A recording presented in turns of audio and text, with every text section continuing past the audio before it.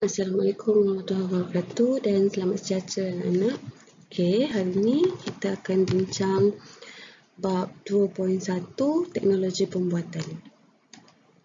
Okey, dah sedia ke? Alright, cikgu minta kamu tolong pinjamkan cikgu mata, telinga dan juga minda kamu selama kurang dari sejam untuk kita sama-sama pelajari subtopik baru ini, iaitu teknologi pembuatan. Okey, 2.1.1 mengenal pasti teknologi pembuatan produk. Apa tu teknologi pembuatan produk? Teknologi pembuatan produk ialah satu teknologi dalam menghasilkan sesuatu produk dalam bentuk produk akhir atau komponen sesuatu produk. Okey, so teknologi pembuatan ni ialah apabila kita buat satu produk tu daripada mula sehingga akhir, sehingga jadi suatu produk yang kita nak realisasikan ataupun kita nak wujudkan. Okey. Right. Okey, dalam teknologi pembuatan ada dua jenis. Yang pertama ialah konvensional dan yang kedua ialah moden. Untuk konvensional, ianya dilakukan secara manual menggunakan alatan tangan tanpa bantuan mesin. Okey, sebagai contoh, macam kita nak tanam pokok, kita kena korek ataupun kita kena gali tanah dengan menggunakan cangkul. Cangkul tu ialah teknologi pembuatan untuk bahagian konvensional.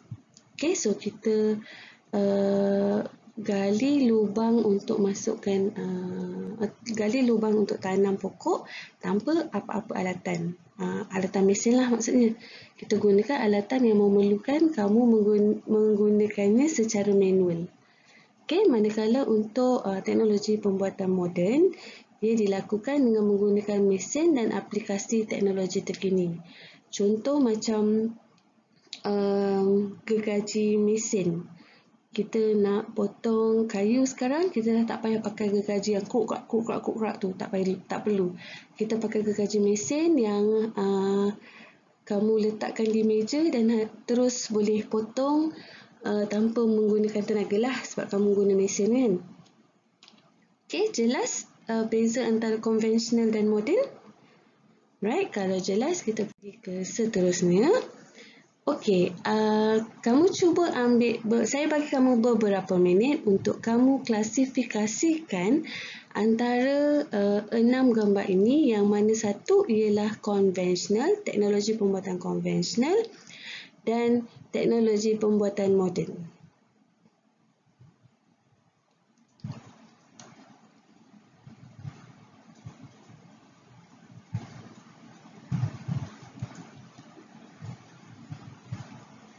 Okey, untuk soalan ini, ianya ialah TP1 ataupun tahap pencapaian 1. Menyatakan teknologi yang digunakan dalam reka bentuk pembuatan.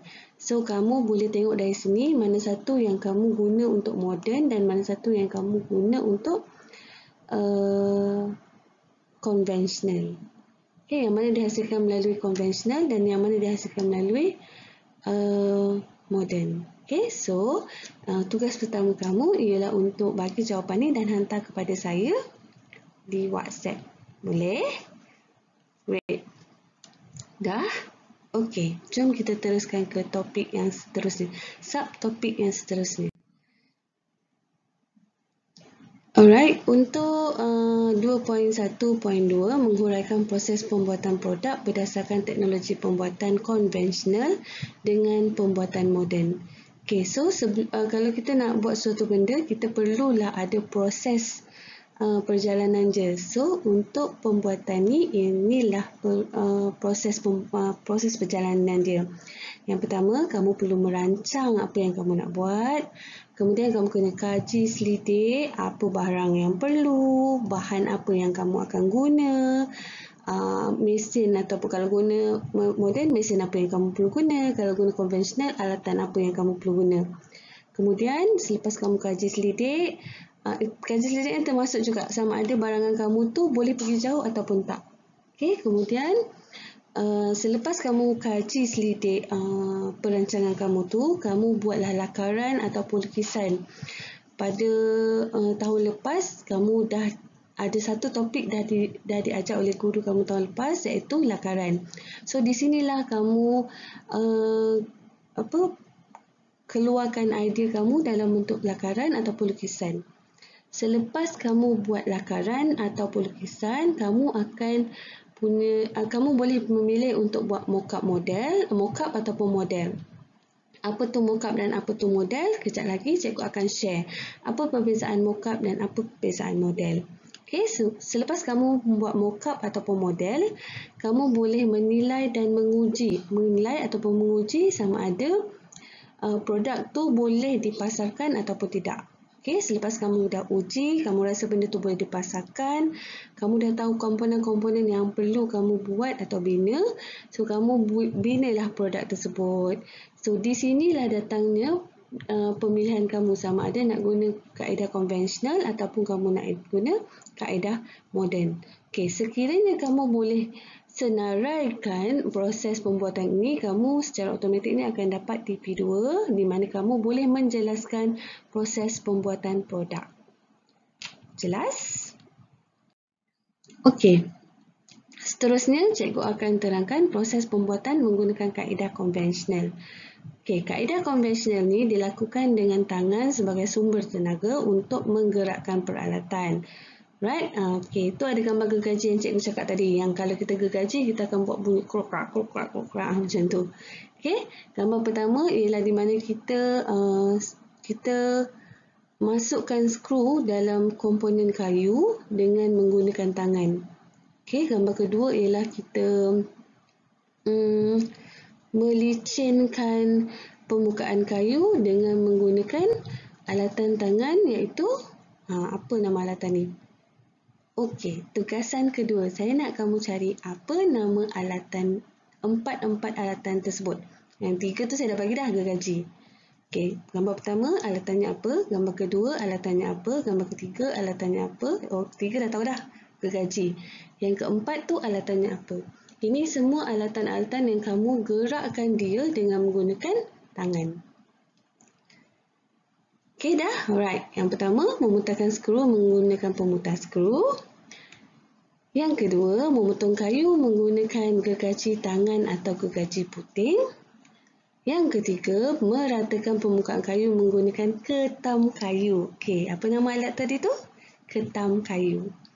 Right. Yang keempat, mengecat menggunakan berus cat. Okey, untuk mesti kamu tanya, cikgu, kan gergaji ada satu jenis je ke? Tak. Untuk konvensional, gergaji ada 2 jenis. Yang pertama, gergaji tangan dan yang kedua, gergaji puting. Gergaji ni bentuk dia saja dah berbeza. Okey?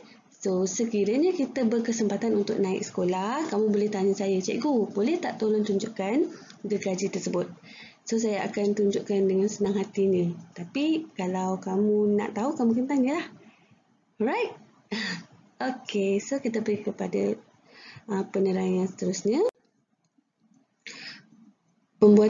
Proses pembuatan menggunakan kaedah moden. Okey, dilakukan dengan menggunakan mesin yang digerakkan oleh tenaga elektrik. Okey, pelbagai proses pembuatan yang rumit dapat dilaksanakan dengan baik. Okey, contohnya, alright, tadi kita nak skru satu komponen, kita guna skru tangan. Okey, kamu bayangkan kalau kita nak skru rak kasut IKEA tu, yang kita boleh pasang, tapi kita use skru at the end. Kamu guna pemutar skru. Kamu rasa boleh tak kamu siapkan dalam masa yang cepat? Tak boleh kan? So, bila ada pemutar skru elektrik ni, kita boleh terus zoom. Sekali zoom je, sekali tekan je, dia dah boleh terus grip skru tersebut pada komponen. Okay, kita juga ada gambar kedua ni, gergaji mesin, ketam mesin dan juga penyembuh cat. Okey, memutar skru menggunakan pemutar skru tanpa wayar. Right. Melicinkan permukaan kayu menggunakan mesin pelelas. Memotong kayu menggunakan mesin gergaji dan mengecat menggunakan mesin penyembuh cat. Right. Okey, kita pergi ke subtopik seterusnya 2.1.3 membanding beza teknologi pembuatan konvensional dengan pembuatan moden dalam proses menghasilkan produk. Okey, contoh kita nak buat perbandingan. Contoh gasing. Okey, kalau gasing konvensional kita panggil gasing lah. Kalau moden punya, pernah dengar tak? Spinner. Okay, spinner tu ialah gasing untuk zaman moden. Untuk kamu lah sekarang ni. Okay, so kamu bezakan antara dua gasing tu. Siapa yang pernah main gasing tradisional yang pakai tali, kamu kena ikat semua tu. Dan juga gasing moden yang kamu just spin je. Masukkan dia. Ada satu lagi alat tu. Betul lah spinner kan? So, kamu bandingkan. Okay, antara pembandingan yang kamu boleh buat, yang pertama ialah masa. Untuk konvensional, dia akan ambil masa yang sangat lama untuk siap. Untuk moden, dia ambil masa yang agak singkat untuk penyiapan suatu produk. Okay, kemudian hasil. Konvensional ni hasil dia tak seragam ataupun tak kekal. Sorry, salah eja. Tak kekal. Okay, kenapa tak kekal? Sebab konvensional kita buat menggunakan tangan. So, ada masa tangan kita boleh gerakkan benda tu jadi sangat rata atau sangat cantik seperti yang kita impikan. Ada masa tangan kita macam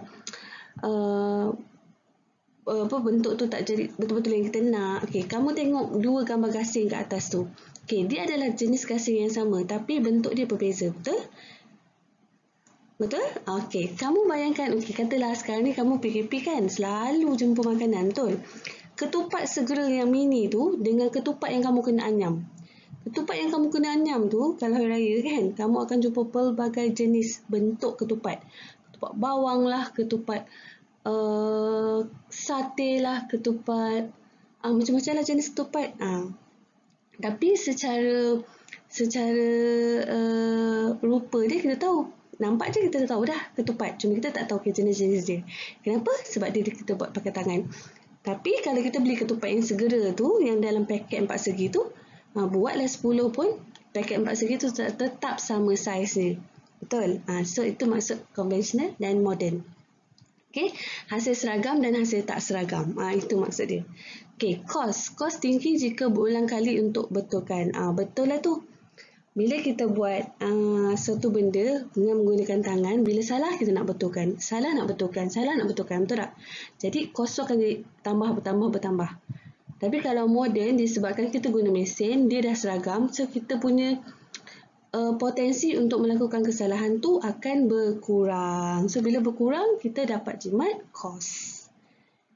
Okay, untuk tenaga pula, tenaga kerja yang mahir sangat diperlukan. Kenapa untuk konvensional perlu tenaga mahir? Katakanlah saya tak pernah buat ketupat. Lepas tu saya ambil tempahan banyak untuk raya ni untuk buat ketupat.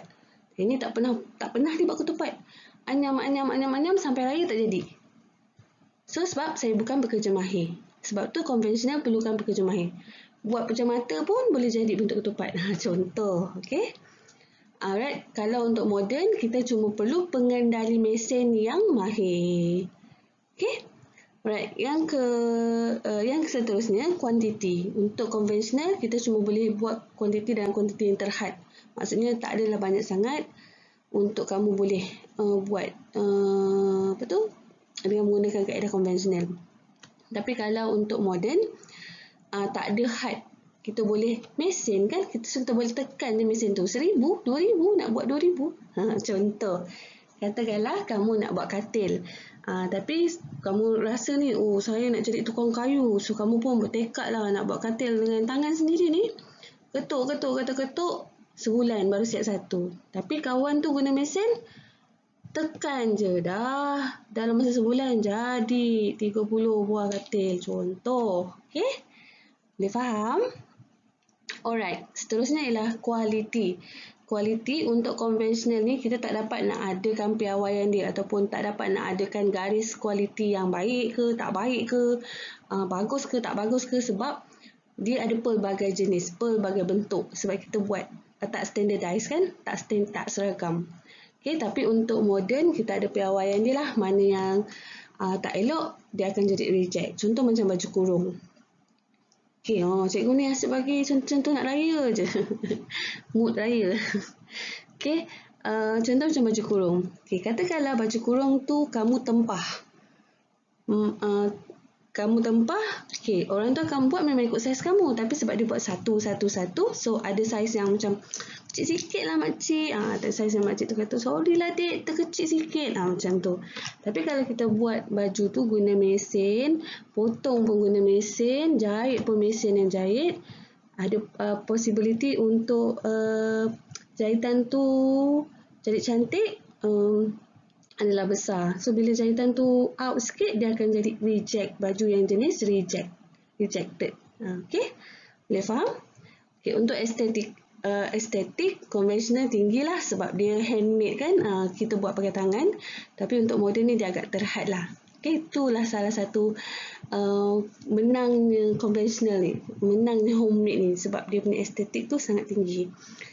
Okay, alright, so kita teruskan dengan seterusnya, membuat lakaran model 3D bermaklumat. Okay, alright, katalah kamu nak buat botol perfume. Idea kamu yang pertama macam gambar yang dah kamu lakar tu lah. Idea yang kedua macam yang lakar yang kedua tu lah. Okay, idea yang ketiga macam idea yang saya dah lakar tu. Okay, at the end, pada akhirnya kamu buat lakaran terakhir berserta maklumat dia, elemen apa yang kamu akan guna, prinsip apa yang akan guna. Kemudian kamu lukis sekali lakaran reka bentuk pembuatan. Okey, sekiranya kamu dapat lakarkan tiga idea dan juga idea akhir macam ni, idea akhir bermaklumat, so kamu akan lepas TP3 iaitu menghasilkan lakaran 3D dan model yang mempunyai maklumat yang lengkap dari segi prinsip, elemen, bahan dan ukuran. Sebab tu waktu kamu di tingkatan 1, saya percaya cikgu kamu ada ingatkan kamu berkali-kali untuk melukis berserta elemen dan prinsip suatu bahan atau barang atau produk yang kamu nak lakar. Boleh? Boleh setakat ni? Okey, kalau boleh kita terus ke subtopik seterusnya, iaitu menganalisis bahan yang sesuai dan lakaran untuk membuat model 3D. Okey, untuk bahan yang sesuai, kita ada beberapa item. Yang pertama ialah model asas, iaitu master model. Kemudian kita akan buat acuan, mold. Yang seterusnya produk akhir, dan selepas kita dah buat produk tu, baru kita buat kekemasan. Okey, untuk model asas, biasanya kita akan gunakan bahan seperti sabun, tanah liat dan juga kayu lembut. Justifikasi dia adalah untuk mudah untuk dibentuk mengikut reka bentuk yang kita nak ataupun kita perlukan. Okey, untuk acuan pula kita akan guna plaster of Paris atau kita panggil sebagai pop dan juga silikon. Okey, kemudian justifikasi dia adalah mudah mengikut kesesuaian bentuk acuan yang telah dibuat. Produk akhir kita akan gunakan epoxy dan juga resin untuk memudahkan mengikut bentuk acuan dan lebih kukuh. Okey, akhir sekali ialah kekemasan. Kita akan guna cat penyembur ataupun acrylic paint menyenangkan, senang untuk melekat pada permukaan epoxy. Sebab permukaan epoxy ni tak semua material boleh melekat atas dia. Okay, alright. Selepas kita dah tahu kita punya bahan-bahan yang kita nak buat, so kita kena analisis lakaran model 3D kita. Okay, lakaran reka bentuk yang dihasilkan perlu dibuat analisis dari segi elemen, prinsip, reka bentuk yang digunakan untuk menghasilkan suatu produk. Ini adalah bertujuan untuk menjamin keberkesanan dan kefungsian suatu produk yang dihasilkan dapat digunakan pada peringkat yang seterusnya. Okay, untuk menganalisis lakaran model 3D, ini adalah contoh borang yang kamu boleh adakan. Okay, untuk kalau kamu boleh justifikasikan setiap elemen dan juga prinsip yang ada pada lakaran tersebut, kamu secara automatik akan dapat TP5, iaitu kamu dapat menjustifikasi prinsip dan elemen reka bentuk model 3D. Okey, inilah untuk prinsip. Sama je, kamu kena tengok okey bahan tu ada tak keseimbangan, ada tak pengulangan. Macam itulah. Ini prinsip dan prinsip reka bentuk dan juga ilmu reka bentuk ni kamu dah pun belajar di tingkatan 1. Okey, selepas kamu dah analyse, kamu akan buat acuan model 3D. Okey, untuk acuan model 3D ada beberapa jenis. Yang pertama ialah tuangan, iaitu casting. Proses membentuk suatu produk atau sebahagian melalui proses peleburan dan menuangnya di dalam acuan yang telah disediakan. Okey, antara contoh tuangan ialah apabila kamu nak, kamu nak buat pisau. Okey, so kamu perlu kamu perlu cairkan besi. Kemudian lepas kamu dah cairkan, kamu dah leburkan dia, kamu akan masukkan dalam acuan. Dan selepas itu bila dia dah keras, barulah kamu boleh guna pisau tersebut. Okey, ataupun kalau kamu nak letak kayu pada pemegang dia ke, itu kemudian selepas tuangan tu telah dibuat. Okey, seterusnya ialah acuan ataupun molding. Rongga yang terdapat pada acuan menyerupai bentuk produk sebenar, bahan dimasukkan ke dalam acuan sama atau melalui tuangan atau injection modul dan dibiarkan mengeras. Okey. Antara contoh acuan, contohnya acuan okey, yang biasa kita tahu ialah sarung tangan. Okey, sarung tangan ni dia ada acuan berbentuk macam tangan kita, masuk dalam getah, lepas tu keluarkan daripada getah tu, dia akan automatically macam melekat, lepas tu simbah dengan air. Kamu boleh tengok kat YouTube lah cara nak buat sarung tangan. Sarung tangan menggunakan acuan. Okey, sarung tangan yang getah tu tahu, yang macam nurse doktor pakai tu, bukan acuan yang bukan sarung tangan plastik tu. Right, yang dia melekat betul kat tangan kamu tu. Okey, seterusnya ialah pembentukan, iaitu forming. Proses mengubah bentuk sesuatu bahan menjadi bentuk lain yang boleh digunakan untuk membina satu produk. Okey, pembentukan ni biasa kita guna kalau kita guna aluminium ataupun besi. Okey, contoh daripada aluminium yang besar tu, kita boleh potong-potong dia dan kemudian jadikan tin air ke, tin susu ke, macam tu. Tu antara produk yang menggunakan pembentukan. Okey, yang seterusnya ialah pemesinan, iaitu machining. Proses membuang suatu bahagian daripada bahan supaya menjadi bentuk yang dikehendaki. Yang ini contoh dia ialah speaker. Macam dekat dalam gambar tu kan, dia ada buat speaker. So sebelum speaker tu kita pasangkan macam net-net kat depan dia tu, tak tahu apa nama benda lah tu. Okey, dia ada bentuk macam melengkung, macam tu lah. Lepas tu kemudian atas dia akan letak speaker lah. Letak net-net yang untuk cover sound tu. Sorry, saya tak tahu apa nama item tu. Okey, kemudian membuat acuan. Okey, ini yang sama. Yang terakhir, membuat acuan yang terakhir dengan menggunakan cara pembentukan, iaitu bahagian atau komponen yang dihasilkan melalui proses sebelumnya disambung supaya menjadi satu produk baru yang boleh berfungsi. Okey, contoh macam basikal kan. Basikal kan dia ada banyak bahagian yang kita akan sambungkan dia. Mula-mula body, lepas tu dengan besi ke arah tayar. Contoh itu pembentukan yang kita akan sambung. Right? Okey, seterusnya ialah mock-up. Okey, mock-up dikenali juga sebagai model olok-olok yang dibuat sebelum model atau prototype.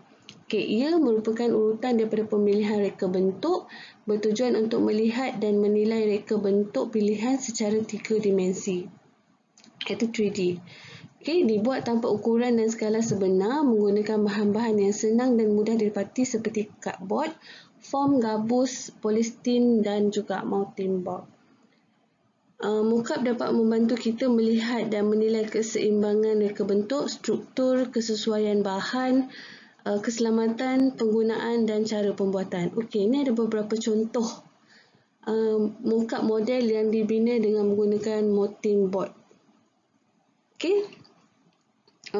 Contoh macam gambar bus dan juga OHP projector. Okay, so dia tengok sama ada bentuk macam tu boleh balance tak, lepas tu reka bentuk dia tu sesuai tak, boleh kita gunakan ataupun tak, selamat ke tak, okay, bahan apa yang kita nak guna, itulah. Alright, untuk model pula, model merupakan persembahan ringkas menggunakan produk yang sebenar. Okay, dia guna produk yang sebenar. Walau bagaimanapun, saiz dan bahan tidak semestinya sama dengan produk sebenar. Setengah bahagian model boleh berfungsi. Okay, ada dua jenis model, satu model statik dan satu lagi adalah model berfungsi.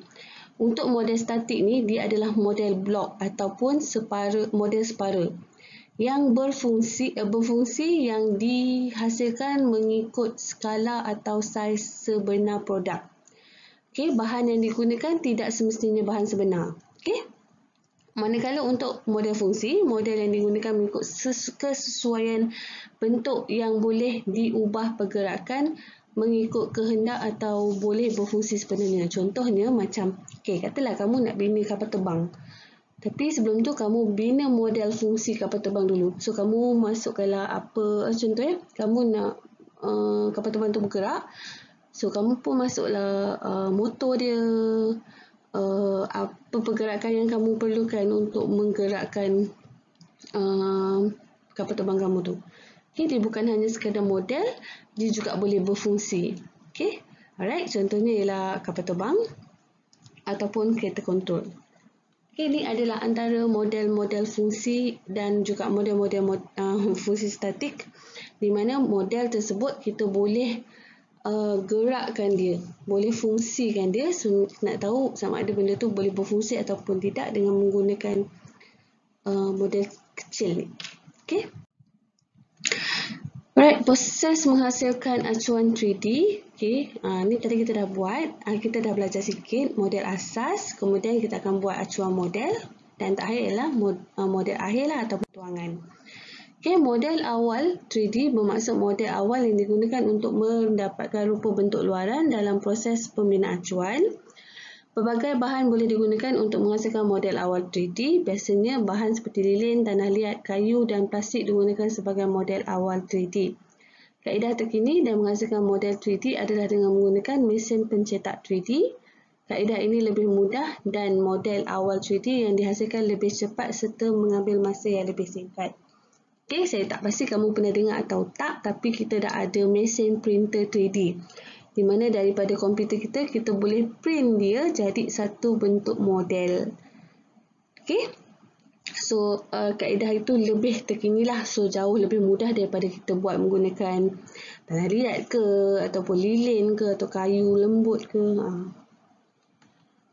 Cumanya model mesin pencetakan 3D ni agak costly sikit berbanding dengan sekiranya kamu guna tanah liat dan lilin, kayu ataupun plastik. Right, seterusnya membuat acuan model 3D. Okay, acuan bekas tempat menuang bahan sesuatu yang hendak dibentuk. Okay, model asas, acuan model. Okay, ini ialah contoh model asas. Yang ini contoh dengan menggunakan sabun.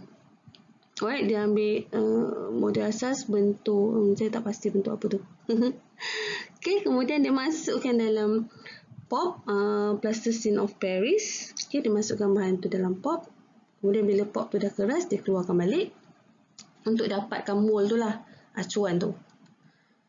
Okay, alright, bahan acuan boleh guna pop, plaster of Paris, kayu, plasticine, simen, silikon ataupun tanah liat. Right, kalau kamu tak ada pop tu, kamu boleh je guna tanah liat. Kamu dah bentuk model asas tu guna sabun, kamu ambil tanah liat, bentuk-bentuk dia jadi macam kotak ke, bulat ke, ikut-sukalah. Tekan sabun yang kamu dah bentuk tadi tu, masuk dalam tanah liat tu, dan kamu keluarkan perlahan-lahan. So, dia akan jadi mold kat situ. Acuan. Okay, right, membuat model membuat acuan model 3D tuangan panas, satu teknik tuangan yang menggunakan haba untuk mencairkan bahan tuangan. Contoh seperti plastik, timah, tembaga dan besi keluli. Macam saya cakap tadi lah, kita nak buat pisau guna besi. So kita leburkan besi tu dulu, kemudian baru kita bentuk atau shapekan dia menjadi pisau. Bentuk pisau yang kita nak, besar ke, kecil ke, pisau roti ke, pisau potong buah ke. Okay, so ni ialah contoh tuangan panas lah. Alright, kalau tuangan sejuk pula dilakukan dengan menggunakan bahan seperti plaster of Paris, POP dan juga resin epoxy. Kaedah ini tidak menggunakan haba untuk mencairkan bahan tuangan. Okay, ini ialah plaster of Paris dan ini ialah resin epoxy. Okay, kemudian kamu akan, ini ialah mold ataupun acuan yang kamu dah bina. Bila kamu dah ada acuan tu, kamu akan cairkan dia. Gambar ni terbalik. Patutnya gambar yang ada yang bawah tu, sebab dia akan blend plaster of Paris tu, kemudian akan masukkan dalam sabun ke, ataupun itulah model asas kamu tadi, tuang epoxy, tuang plasticine tadi, kemudian kamu masukkan balik, keluarkan balik, akan jadilah mold yang seperti gambar nombor 3 tu. Gambar terbalik. Alright, proses menghasilkan acuan POP. Pertama, sediakan plaster of Paris, campurkan dengan air sehingga menjadi paste. Paste tu macam dia tak berapa cair dan tak berapa, macam kalau kita masukkan tepung dan air, cara nak buat jemput-jemput kan, cara nak buat sekodok, kan kita masukkan dia, dan kita gaul dengan air, macam tu lah, tu akan menjadi paste. Okay, kemudian letakkan dalam bekas. Sapukan lapisan minyak pada model awal 3D, celup separuh bahagian model awal 3D ke dalam paste POP, biarkan sehingga kering, ulang langkah 1 hingga 6, tanggalkan model awal 3D dengan berhati-hati, bersihkan acuan yang terbentuk. Okay, kenapa kita perlu bersihkan acuan tu? Sebab kita tak nak ada model awal tertinggal dalam tu. Kita tak nak lihat ke sabun ke lilin ke tertinggal dalam tu. Jadi kalau bila dia tertinggal, acuan kita dah berbentuk lain, dah tak sama seperti model awal yang kita bina. Right?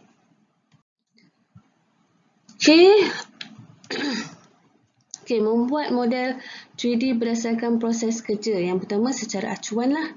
Okay, ini ialah model asas. Kemudian kita ini apabila kita dah masukkan di dalam plaster of Paris, dan plaster of Paris ni dah keras dah pun. So model asas tu tambah dengan acuan POP. Okay, kemudian ini kita dah take out dah. Kita dah ambil model asas, tinggal acuan POP, kemudian kita tuang epoxy ke dalam dia. Right, ini ialah hasil tuangan epoxy. Bila kita dah bila acuan POP tu, bila acuan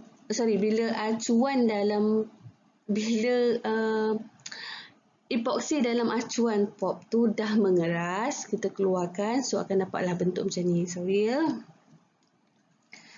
Okay, bahan perantara atau bahan pelapik ialah bahan yang boleh memisahkan antara permukaan acuan dengan bahan tuangan supaya tidak melekat antara acuan dengan bahan tuangan. So antara bahan pelapik yang boleh kita guna ialah mold release, wax, lilin ataupun minyak ataupun grease. Okay, seterusnya membuat model 3D berdasarkan proses kerja. Okay, kita akan guna bahan tuangan sejuk seperti epoxy, resin, silikon ataupun simen. Okay, untuk proses tuangan, ini saya cerita berdasarkan gambar. Okay, so first kamu sediakan acuan dengan sapu minyak pada acuan. Okay, tadi kita dah buat kan, kita dah buat menggunakan tanah liat ataupun sabun. So kita dah masukkan dalam POP. Kemudian bila kita dah masukkan dalam POP, kita dah take out model asas. So dia jadi mold macam bentuk love tu. Jadi kemudian kita sapu dengan minyak ataupun release agent supaya tak melekat-lekat pada acuan tu. Okay, kemudian kita sediakan epoxy resin part A dan epoxy hardener part B. Sediakan sukatan epoxy resin dan epoxy hardener dengan nisbah yang ditentukan. Kacau sebati kedua-dua campuran A dan B sehingga sebati. Okey, bila dah sebati, tuangkan campuran bahan ke dalam acuan. Bila dah tuang, dah kering, dah keras, biarkan bahan tersebut mengeras dan keluarkan hasil tuangan daripada acuan. Okey, itu ialah kita gunakan acuan. Sekarang kita nak buat model, guna satu lagi komponen iaitu menggunakan pen 3D. Alright, ini adalah contoh pen 3D. Kita boleh bina model kita dengan menggunakan pen 3D. Pen 3D ni dapat menghasilkan model 3D sama seperti pencetak 3D. Pen ini menggunakan haba untuk mencairkan bahan mencetak seperti aerolithial ABS dan juga polylactic acid PLA dan thermal polyurethane TPU. Alright. Bahan mencetak ini menjadi cair apabila dipanaskan dan keluar melalui hujung pen 3D. Okey, insya-Allah kalau diizinkan Allah, kita akan bertemu dan saya akan tunjuk kat kamu macam mana cara untuk gunakan epoxy, pop dan epoxy sebagai bahan acuan untuk secara acuan, dan juga saya akan ajar kamu bagaimana nak guna pen 3D. Dan kita akan ada satu projek di situ iaitu teknologi pembuatan. Kamu boleh pilih untuk guna pen 3D ataupun acuan epoxy. Okey. Alright, pemasangan pen 3D. Okey, pertama sambung pen 3D kepada sumber kuasa, kemudian kamu pilihlah bahan untuk mencetak. Right, selepas tu panaskan elemen pemanas pada pen, masukkan bahan mencetak pada pen. Uji bahagian mencetak dengan menekan butang penyalur bahan mencetak. Alright, seterusnya membuat kemasan model 3D, kita ada dua cara, satu elektrostatik, satu lagi elektroplanting. Okey, kemasan ke atas model boleh dibuat dengan menggunakan bahan atau peralatan atau kedua-duanya sekali. Bahan kemasan hendaklah bersesuaian dengan bahan model yang dihasilkan. Bahan kemasan seperti kertas las, shellac dan lilin boleh digunakan. Bagi model yang dihasilkan dengan menggunakan pen 3D, kemasan boleh dibuat dengan menggunakan peralatan seperti pisau atau gunting. Membuat kemasan model 3D menggunakan elektrostatik dan elektroplanting hanya sesuai untuk bahan logam sahaja.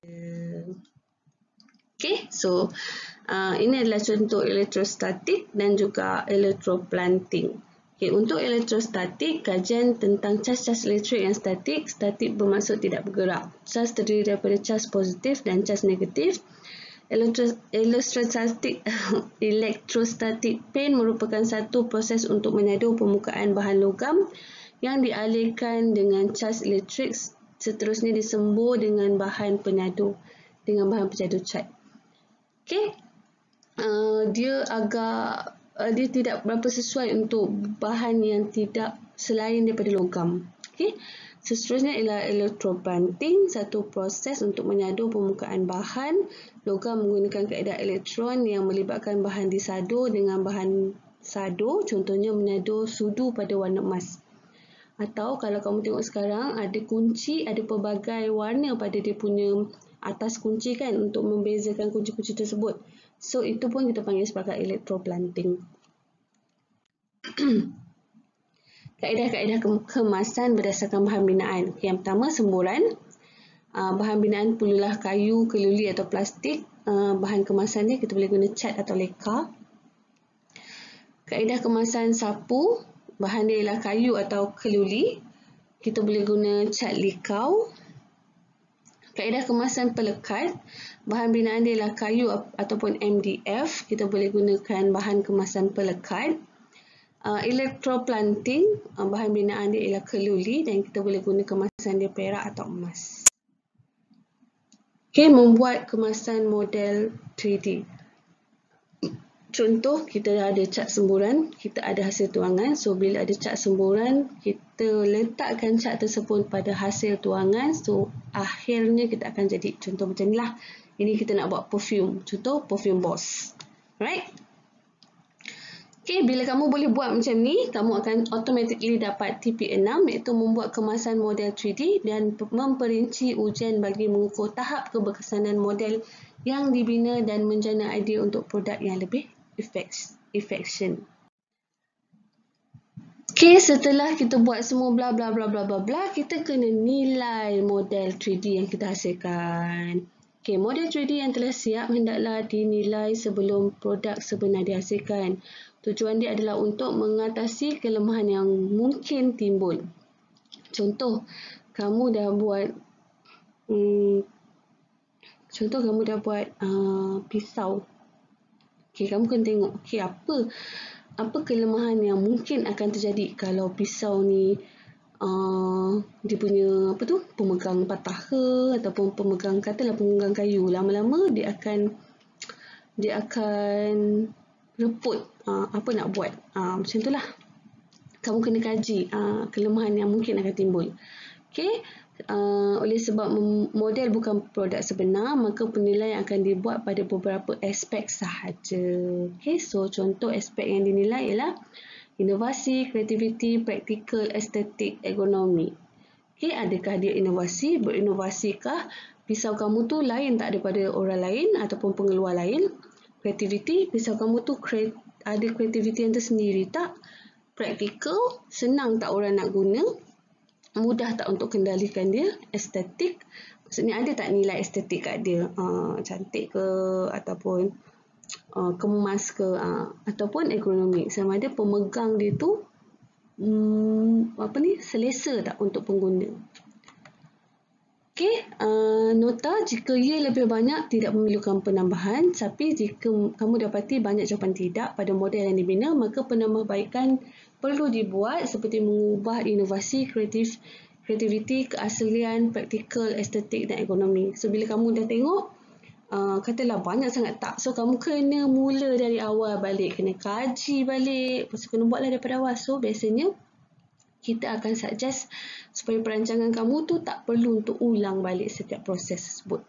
Okay, kan macam takes time kan, bila kamu gagal untuk bila dah sampai hujung baru kamu perasan okay, ada banyak benda yang kamu tak melepasi piawai. Sebab tu kita kena kaji ataupun kita kena rancang benda tu daripada awal supaya kamu tak perlu ulang balik langkah pertama. Right. Last, menjana idea untuk menghasilkan reka bentuk produk yang lebih efisien. Okay. Bila kamu dah buat semua tu, kamu kena janalah kamu kena ada idea untuk akan datang hasilkan lebih efisien. Okay, antara contoh laporan projek, pertama perlu ada nama projek, lakaran dia, tujuan dia, borang analisis, prinsip, elemen, bahan dan juga ukuran, borang justifikasi, kekuatan dan kelemahan serta idea penambahbaikan. Okay, kalau kamu boleh buat ni, kamu akan dapat TP6. Malangnya, kita mungkin tak cukup masa untuk buat ni. So, mungkin kita hanya dapat buat mockup ataupun modul saja untuk sementara waktu ni. Tapi ada banyak cara lagi untuk kita capai TP6 tersebut. Kalau kamu perasan daripada tadi, ada beberapa slide yang menunjukkan TP6. Betul? Okay. Alright, so hanya itu sampai di sini sahaja. Kita akan jumpa pada next video. Tak jumpa kot. Kita akan jumpa terus pada bersemuka nanti. Saya mohon kamu untuk buat modul bab 2 dan hantar pada saya pada hari penghantaran yang sepatutnya kamu hantar, iaitu 23 hari bulan ni sebelum cuti sekolah. Okey, so kalau ada apa-apa nak tanya, boleh PM saya macam biasa, atau ada penjelasan yang tak berapa jelas, boleh terus tanya. Terima kasih dan semoga kita berjumpa secara bersemuka. Assalamualaikum dan selamat sejahtera.